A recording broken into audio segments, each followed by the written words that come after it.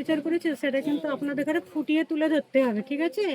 সেটা বলছেন না কেন? যে কতদিন বাড়ি চালাচ্ছিল, কে অত্যাচার করেছিল, কতটা টাকা নিয়েছিল, এটা আমাদের বলে দেওয়া উচিত নয়। হ্যাঁ,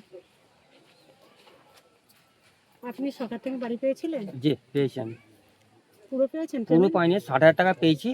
50,000 টাকা দিয়েছে আমাকে, 10,000 টাকা। আর আজিবার এসে আমার ঘরে এসে নিয়ে গেছে ও আসপারের এদের নেতৃত্বে। আমি 20,000 টাকা দাবি করেছিল, আমি বললাম ভাই অত পারবো নি।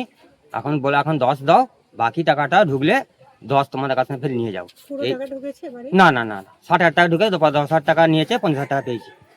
আশা পাচ্ছেন যে আশা বাদ বাকি টাকাটা পাবেন? আশা তো পাচ্ছি, নতুন সরকার এসছে, যদি গরিবের দিকে দেয় খুব ভালো হয়, তাহলে খুব আমাদের ঘরটা তাহলে ঠিক হয়ে যায়। আপনার পুরো এখনো কমপ্লিট হয়নি? না এখনো মোটামুটি কমপ্লিট হয়ে আছে। পুরো কমপ্লিট হয়ে আছে? না না না, কমপ্লিট হয় না। আপনার বাড়ি কমপ্লিট হয়েছে? না না, কতটা হয়েছে? আর দেখতে হয়েছে।